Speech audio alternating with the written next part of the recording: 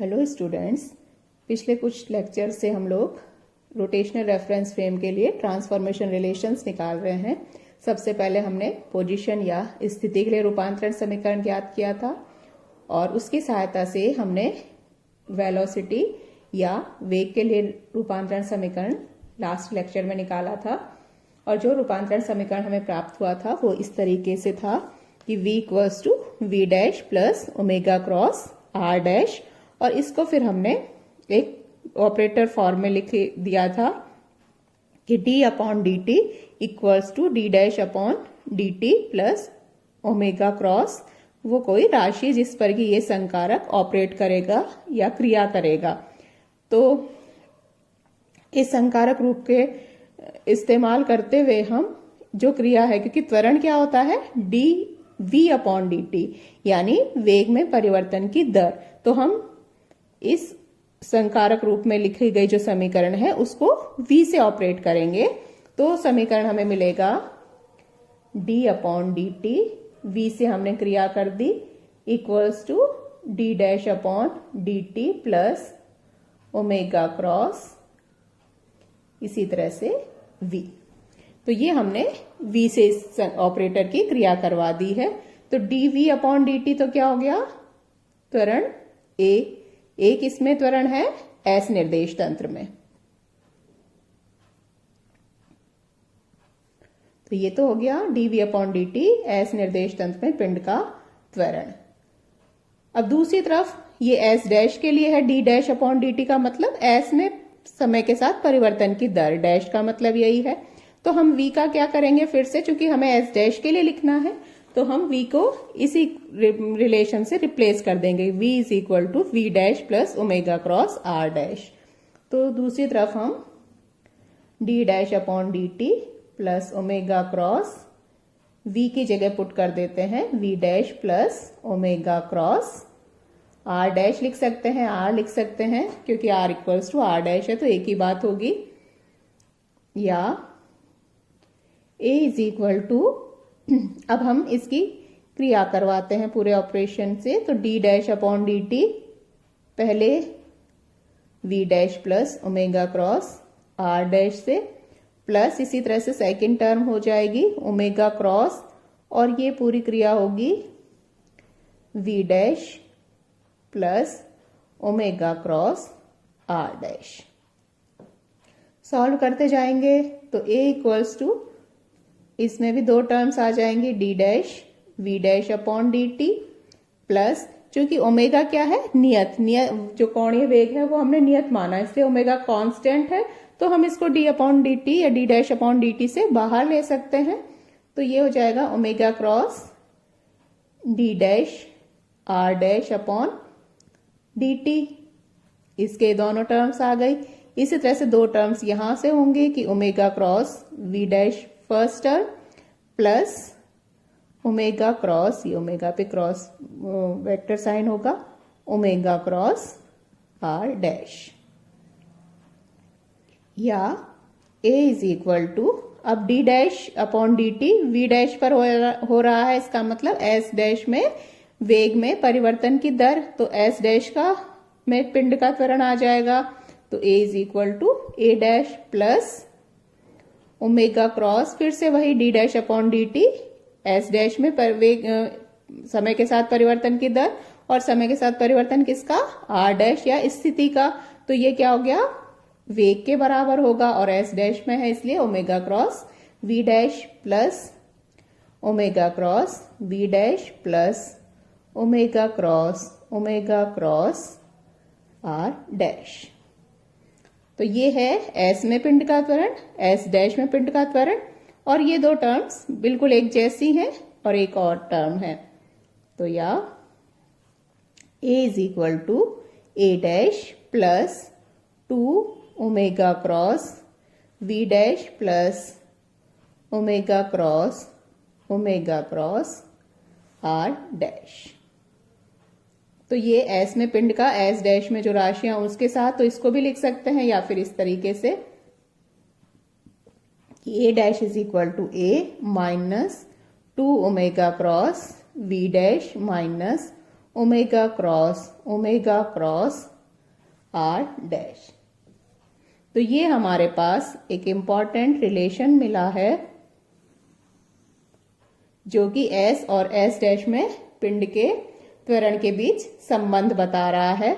इसको हम कह सकते हैं त्वरण के लिए रूपांतरण समीकरण। अब इस समीकरण पे हम ध्यान दें तो यहां दिख रहा है कि A डैश और A बराबर नहीं है, बल्कि दो अतिरिक्त टर्म्स आई हैं, दो एक्स्ट्रा टर्म्स आई हैं। उनका क्या प्रभाव कि अब तक जो हमने फर्स्ट यूनिट में जैसे किया था उनमें सब में इस तरीके का रिलेशन था कि A dash is equal to कुछ एक multiplier into A dash is equal to A मिल रहा था, या जैसे नियत कोण से झुके हुए थे तो उसमें एक मल्टीप्लिकेशन मैट्रिक्स और मिली थी। लेकिन हो रहा यह था कि अगर एक निर्देश तंत्र में पिंड का त्वरण है तो दूसरे त्वरण शून्य है, 0 है, बल कार्य नहीं कर रहा है, तो दूसरे निर्देश तंत्र में भी पिंड का त्वरण है वो 0 होगा। लेकिन यहां अगर हम देखें तो ये दो एक्स्ट्रा टर्म्स के प्रेजेंस की वजह से यदि A इज इक्वल टू 0 है तब भी A डैश का मान 0 नहीं होगा। यानी अगर S जड़त्वीय निर्देश तंत्र है उसमें पिंड पर बल कार्य नहीं कर रहा जिसके कारण से उसका त्वरण शून्य है, तब भी S डैश में उसका त्वरण शून्य नहीं होगा, यानी उस पर एक बल कार्य करता हुआ दिखाई देगा। इसके कारण से घूर्णित निर्देश तंत्र अजड़त्वीय निर्देश तंत्र होता है। तो इस बात को हम इस तरह से लिख सकते हैं। तो दो अतिरिक्त टर्म्स हमें प्राप्त हुए हैं, एक है -2 ओमेगा क्रॉस V डैश, ये कहलाता है कोरोलियस त्वरण, कोरोलियस एक्सेलरेशन, और -ओमेगा क्रॉस R डैश लिख सकते हैं, R लिख सकते हैं, ये कहलाता है सेंट्रीफ्यूगल फोर्स या अपकेंद्रीय त्वरण। तो इन दो अतिरिक्त पदों के कारण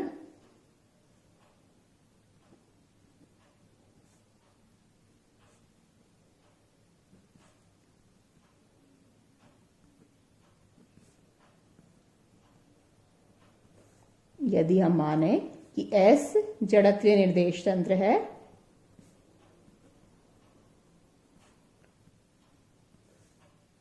या S में F इज इक्वल टू 0 होने पर, बाह्य बल शून्य होने पर A है वो शून्य है, तब भी S डैश में A dash is equal to 0 नहीं होगा, क्योंकि ये दो टर्म्स हैं वो एग्जिस्ट करेंगी। तो यानी S डैश में पिंड का पर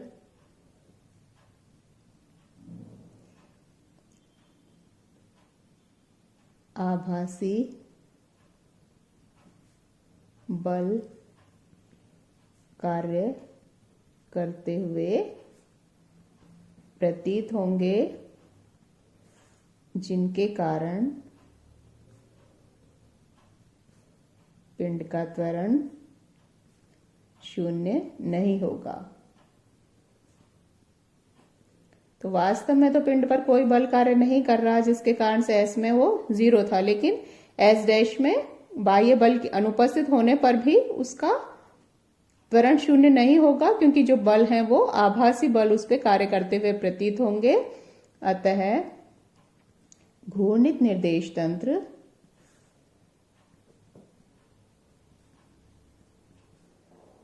अजड़त्वीय निर्देश तंत्र होता है। बाह्य बल की अनुपस्थिति में भी पिंड का त्वरण शून्य नहीं होता, बल्कि पिंड पर एक पिंड त्वरित दिखाई देता है और उस पर आभासी बल कार्य करते हुए प्रतीत होते हैं। तो ये हमने त्वरण के लिए निकाला। इसी तरह बल के लिए निकालेंगे तो उसके लिए क्या करेंगे, जो हमें रूपांतरण समीकरण प्राप्त हुआ है त्वरण के लिए, उसको हम पिंड के द्रव्यमान m से गुणा कर देंगे। तो m A dash is equal to M A minus M 2m omega cross v dash minus m omega cross r।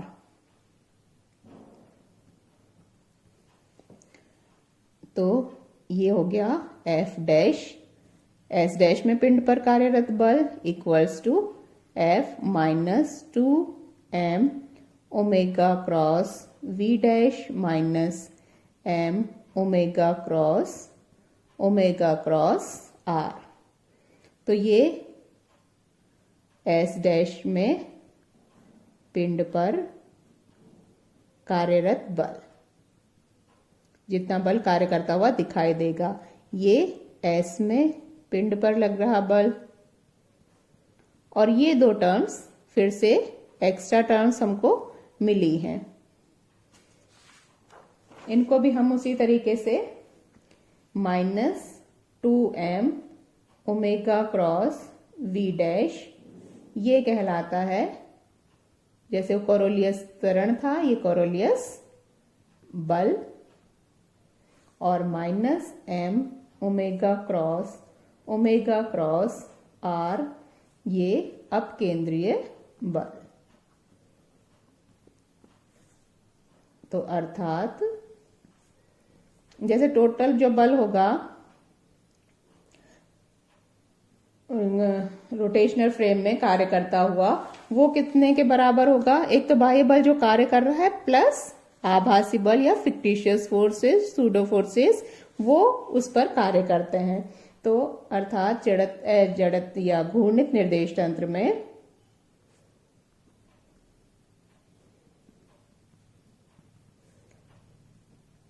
पिंड पर कार्यरत बल F डैश इक्वल्स टू, यहां लिख देते हैं, इक्वल्स टू स्थिर या जड़त्वीय निर्देश तंत्र में बल F के बराबर प्लस कुछ आभासी बल, उनको हम मान लीजिए F A कह रहे हैं। तो टोटल जो बल होगा F डैश, वो F प्लस F A के बराबर होगा। और F A क्या है?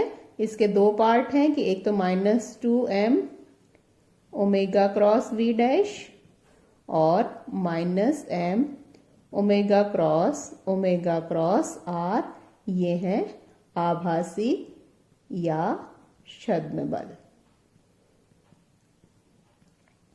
तो घूर्णित निर्देश तंत्र में पिंड पर दो अतिरिक्त, जो वास्तव में पिंड पर कार्य कर रहा है बल, उसके अतिरिक्त आभासी या छद्म बल कार्य करते हैं। तो ये बल किस लिए कार्य कर रहे हैं, आभासी या छद्म? क्योंकि जो निर्देश तंत्र है वो स्वयं अजड़त्वीय निर्देश तंत्र है, वो एक घूर्णित निर्देश तंत्र है, वो जड़त्वीय निर्देश तंत्र नहीं है।